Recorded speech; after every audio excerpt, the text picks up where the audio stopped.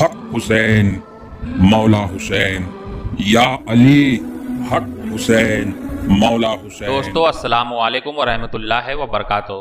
कैसे हैं आप लोग? उम्मीद करता हूं आप लोग खैरियत से होंगे और फिर अल्लाह की बारगाह में दुआ भी करता हूं आप लोग खैरियत से ही रहें और फिर मेरे नुस्खे से फ़ायदा उठाते रहें। दोस्तों खास करके मेरे नुस्खे को आप, मेरे वीडियो को आप शेयर कर दिया करें अपने दोस्तों में, ताकि और लोगों के काम आ जाए।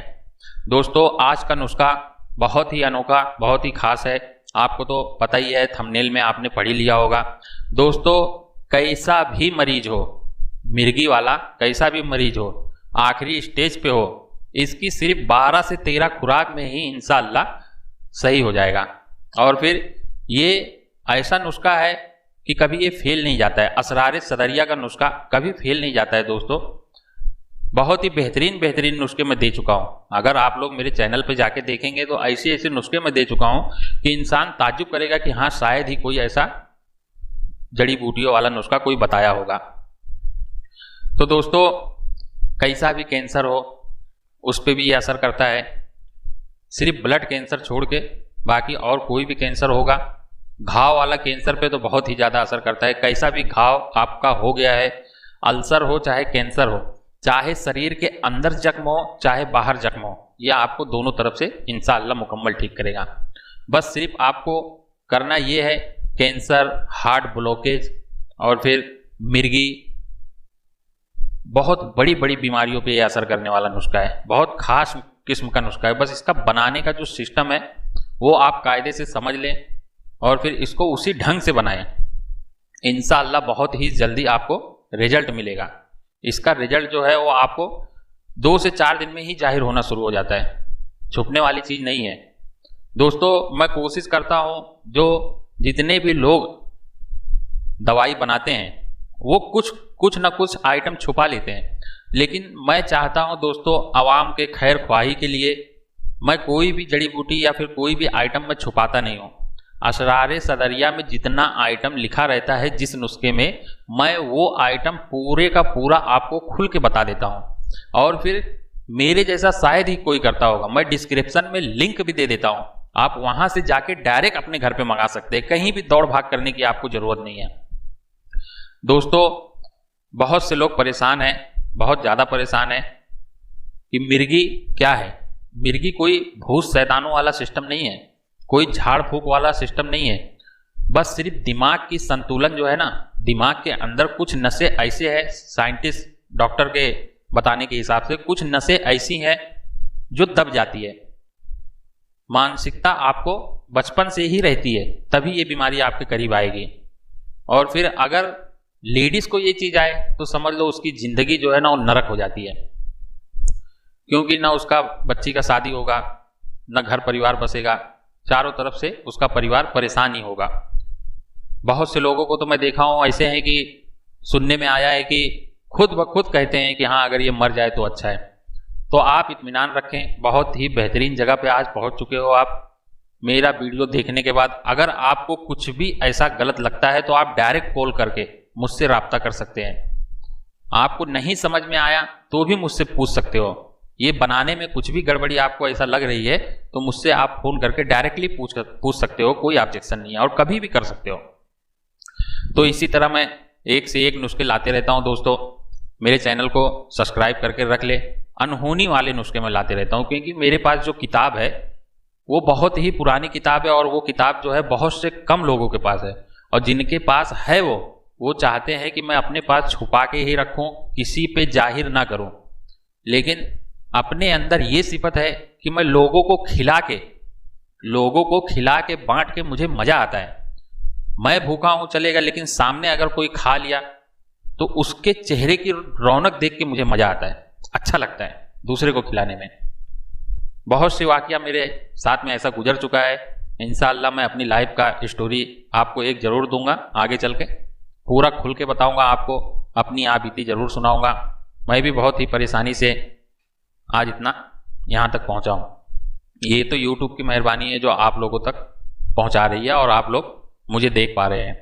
दोस्तों तो ये नुस्खा जो है ना बहुत खास है, बहुत खास नुस्खा है। कैसा भी मरीज हो, खास करके मिर्गी वाला, और जो लकवा मार दिया हो, इसके ऊपर कोई भी दवा असर ना कर रही है, लकवा आले को तो 4 खुराक में ही इंशाल्लाह उठा के बैठा देगा, दौड़ना चालू कर देगा इंशाल्लाह। हड्डी में अगर लकवा मारा है, चमड़े का गोश्त का तो छोड़ दो, अगर हड्डी में लकवा मारा है तो वो भी इंशाल्लाह सही हो जाएगा, चाहे वो बाईं तरफ का हो चाहे दाईं तरफ का हो। तो दोस्तों मैं इसी तरह नुस्खे लाते रहता हूँ, बहुत ही पावरफुल नुस्खा है ये, आप बेफिक्र होके इसको आजमाएं। बस इसमें शर्त ये है कि आपको ये चीज़ बनाने के बाद चाहे 3 दिन या तो फिर 7 दिन या तो फिर 9 दिन और या तो फिर 11 दिन, बस इसमें सिर्फ आपको पढ़ाई करना है। और ऐसा कोई शर्त नहीं है कि आपको इतना करना ही है, जितना आपसे हो सकता है 2 मिनट 5 मिनट 10 मिनट, बस सिर्फ वो पढ़ के आप जिसके भी मानने वाले हो बस उसका नाम लेके, बस नाम आपको इस तरह लेना है कि दिमाग में आपके जहन में जो है दूसरी ख्याल दूसरी सोच ना रहे। जैसे आज के दौर में कोई भी आदमी अगर भक्ति करने चले जाता है, मंदिर में भक्ति करने जाए या फिर मस्जिद में नमाज पढ़ने जाए, तो वहाँ जाके क्या फ़ायदा जब आपकी सोच वहाँ रुकी नहीं रही है, आपका दिमाग जो है वहाँ से आपको गफलत में डाल देता है। आप वहाँ जाने के बाद भी अपने परिवार में ही डूबे रहते हैं।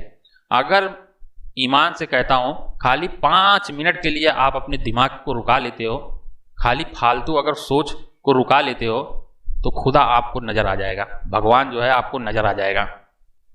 सारा सिस्टम दोस्तों दिमाग से जुड़ा है। और फिर बस सिर्फ आपको अपनी सांस पे ध्यान देना है। जब भी आपको सोच से बचना है, अपनी ख्यालों से बचना है, जब भी आपका दिमाग आपको परेशान करे तो आसान सा तरीका मैं आपको बता देता हूँ। बस सिर्फ आप अपने सांस की आवाज को सुने और सांस पे ही ध्यान दें और फिर अल्लाह अल्लाह अल्लाह जितना आपसे हो सकता है 3 बार 7 बार 9 बार 11 बार ये पढ़ के इस दवा में फूंक मार देना है। फूंक मार के आप उसको बंद करके कांच के डब्बे में, कांच के बरनी में इसको बंद करके रखें, अच्छे से महफूज करके रख लें। और फिर आपको 11 दिन इसको खाना भी नहीं है बनाने के बाद, 11 दिन के बाद आप यूज करें। ये चीज करके फिर यूज करें। अगर आप 3 दिन करते हो तो 3 दिन के बाद यूज करें, 6 दिन करते हो, 7 दिन करते हो तो 7 दिन के बाद यूज करें, 9 दिन अगर करते हो तो 9 दिन के बाद यूज करें, 11 दिन अगर आप करते हो तो 11 दिन के बाद यूज करें। क्योंकि ये अनोखा नुस्खा है और इसमें जो एक चीज है वो है काली हल्दी। ये काली हल्दी जो है ना बड़ी मुश्किल से मिलता है, लेकिन मैं आपको आसानी से दिला दूंगा। ओरिजिनल होना चाहिए दोस्तों। काली हल्दी का बहुत ही ज्यादा वैल्यू है, खास करके जादू में, टोना टोटके में ये यूज होता है, लेकिन दवा में अगर इसको आयुर्वेदिक में देखा जाएगा तो बहुत ही ज्यादा फायदेमंद चीज है दोस्तों। जितनी भी जहरीली आइटम है, जितने भी जहरीली आइटम है वो सब में अमृत छुपा हुआ है। कोई भी जहरीली आइटम को अगर आप, चाहे वो जड़ी बूटी हो, चाहे कोई चरिंदा परिंदा हो या फिर कोई भी जीव जंतु हो, कोई भी जहरीला आइटम हो, अगर जहर को निकाल देते हो, जहर में से जहर को निकाल देते हो, उस जानवर में से, उस जीव में से अगर आप जहर निकाल देते हो तो जो बच गया वो अमृत है। बस सिर्फ आपको निकालना आने चाहिए। जैसे पारद में से अगर उसका शोधन कर दिए, 18 शोधन कर दिए तो अमृत बन गया, और अगर 22 शोधन कर दिए तो सोना बन गया। दोस्तों बहुत ही गहराई तक ये सब चीजें हैं, जितना आप घुसोगे उतना ही गहराई आपको मिलेगा। जड़ी बूटी जो है वो कभी खत्म ही नहीं होती है। आपकी दिमाग वहां तक पहुंचते पहुंचते पूरा शरीर खत्म हो जाएगा, लेकिन वहां तक वो गहराई तक पहुंच ही नहीं पाओगे। जितना गहरा इसमें जो डूबा उतनी ही बड़ी बड़ी जानकारी उसको हासिल हो गई। तो दोस्तों आपको ले लेना है कुचला। सबसे पहले आप पाव किलो लहसुन ले लें। देसी लहसुन होना चाहिए। अपना यूपी साइड का जो लहसुन है वो बहुत बेहतरीन है। देसी लहसुन अगर खुद का बोया हुआ, खुद का बैठाया हुआ आपको मिल जाता है तो बहुत अच्छी चीज है। देसी लहसुन ले ले, पाव किलो देसी लहसुन ले ले और हल्का हल्का उसको खाली कुचकुचा दे। एकदम बारीक पाउडर नहीं करना है, हल्का हल्का सिर्फ उसको वखड़क टुकड़ा टुकड़ा टुकड़ा ही रहने दे, थोड़ा थोड़ा सिर्फ पूंछ दे। और फिर आपको ले लेना है कुचला। कुचला शुद्ध करने का आसान तरीका, इसमें ज्यादा पॉइजन नहीं है, इसमें सिर्फ फायदा फायदा है, अमृत ही है। और इसको बहुत से लोग तरीका बताते हैं, कोई 21 दिन, कोई 40 दिन, कोई 100 दिन, ऐसा तरीका बताता है। लेकिन दोस्तों इसमें कोई बहुत बड़ी बात नहीं है शुद्ध करने का। इतना लंबा चौड़ा प्रोसीजर आपको नहीं करना है। बस सिर्फ इतना लंबा प्रोसीजर होता क्यों है? क्योंकि ये पत्थर से भी ज्यादा कड़क रहता है, ये पिसाता नहीं है। और फिर इसमें जहर कहाँ है? इसके अंदर सिर्फ पान के पत्ते के जैसा एक छोटा सा पित्ता मिलेगा। इसका जब 2 फाल करोगे बीच में से तो पित्ता मिलेगा, वही पित्ता निकाल दिए, जहर अलग हो गया। तो आप इसको कुकर में डाल दें और फिर 5 से 6 घंटा पकने दें। दूसरे दिन फिर पानी बदल दें, साफ पानी भर के फिर 5 से 6 घंटा पकने दें। कुकर में उसको सीटी लगने दें, जैसे गोश्त को पकाया जाता है या फिर कोई भी कड़क चीज़ को पकाया जाता है वैसा ही इसको पकाए। फटाक से आपका ये फूल के बड़ा हो जाएगा। और फिर उसको ऊपर का जो छिलका है, जो चमड़ी है, उसको निकाल दें और फिर बीच में से 2 फाल करके इसके अंदर का जो पित्ता है उसको निकाल दें। फिर हो गया आपका खाने लायक। उसको बारीक बारीक बारीक बारीक चावल के जैसा फल्ली काट लें और फिर कूट ले, एकदम बारीक पाउडर बना ले। जब ये सूख जाएगा उसके बाद पिसाएगा नहीं तो उसके पहले ही आप पीस के एकदम बारीक पाउडर कर लें। और फिर तीसरा प्रोसीजर ये भी थोड़ा लंबा है। आपको ले लेना है प्याज, अच्छी क्वालिटी का प्याज लें, बड़ा बड़ा प्याज लें और फिर उसमें एक रिंग बना दें। लौंग ले लें, लौंग ऐसा ले लें, ये लौंग का है ना रिंग बनाना है। ऐसा थोड़ा सा कोई भी नुकीली चीज से ऐसा सुराख करोगे, एक ही सुराख करना है, 50 सुराख नहीं करना है। एक सुराख करे, एक लौंग उसमें पूरा अंदर तक दबा दे, फिर दूसरा सुराख करे, दूसरा लौंग डुबा दे। ऐसा एक लाइन ही सिर्फ बनाना है, उसमें 50 लाइन नहीं बनाना है। अब ये एक लाइन जितना है ये पूरा है ना कांदे का रस जो है ना वो चूस लेगा। ये क्या करेगा, ये जितना भी इसमें मैं डाला हूं, आज हो गया इसको 12-15 दिन हो गया होगा, ये क्या करेगा, ये पूरा कांदे का रस है ना जज्ब कर लेगा अपने अंदर। कांदे का जितना भी ताकत है ये लौंग अपने अंदर खींच लेगा, सोख लेगा वो। और फिर 15-20 दिन के बाद आप इसको निकाल दें। जब देखें कांदा सूख गया है, अब उसमें कुछ नहीं बचा है, एकदम खटाई हो गया है सूख के, तो लौंग आप निकाल लें और उसको 2-4 दिन और धूप में सुखा लें। फिर उसको अच्छे से कुटाई करें, बारीक पाउडर कर ले। बहुत ज़्यादा कीमती होगा तो उसका एक रत्ती भी आप फेंकना नहीं, बहुत ज़्यादा ताकतवर रहेगा वो। और फिर आपको कुचला ले लेना है। इस नुस्खे में सिर्फ 50 ग्राम लेना, पीस के सब ओके हो जाए उसके बाद वजन करना 50 ग्राम। पाव किलो लहसुन, 50 ग्राम कुचला पाउडर और फिर 50 ही ग्राम लौंग और फिर काली हल्दी। काली हल्दी जो है ये थोड़ा आपको, इसका प्रोसीजर तो कुछ नहीं है, बस इसको लाना है, ऊपर का जो चमड़ी है उसको और इसको अच्छे से रगड़ाई से पीस ले। चमड़ी है ना जल्दी पिसाता नहीं है, अंदर का तो पिसा जाता है, चमड़ी नहीं पिसाता है। तो आप सबको है ना छोटा छोटा टुकड़ा कर लें, जैसे वो सुपारी काटने वाला सरौता आता है उससे काट ले, छोटा छोटा टुकड़ा कर ले, फिर उसको खूने एकदम बारीक पाउडर कर ले, मिक्सर ग्राइंडर कर लें। इस नुस्खे में सिर्फ 50 ही ग्राम वो भी चाहिए, 50 ग्राम काली हल्दी चाहिए। और फिर कलवंजी का बीज, कलवंजी का बीज प्याज का ही बीज रहता है वो, कलवंजी का बीज। कलवंजी का बीज आप देख लें, अच्छे से उसका मुआयना कर लें। एक पेपर ले लें, सादा पेपर ले लें, कलवंजी को रखें और फिर पेपर को बंद कर दें। 2 सेकंड, 5 सेकंड, 10 सेकंड रहने दें, 1 मिनट रहने दें और फिर उसके बाद उसको खोलें। जब पेपर को आप देखोगे तो उसमें थोड़ा तेल मालूम पड़ेगा, ऐसा लगेगा कि आपको तेल लग गया है पेपर में, वो आपका एकदम ओरिजिनल होगा। अगर वो कलवंजी आपको मिल जाती है तो लाखों बीमारी पे असर करता है वो कलवंजी, मौत को छोड़ के हर मर्ज पे असर करता है कलवंजी, ऐसी चीज है दोस्तों। मौत को भी समझ लो वो असर ही करता है, क्योंकि जब बॉडी को सही करेगा वो तो मौत को छोड़ा कहाँ। अरे भाई जब पूरी बॉडी को रिपेयर कर दिया तो मौत ऑटोमेटिक रुक गई।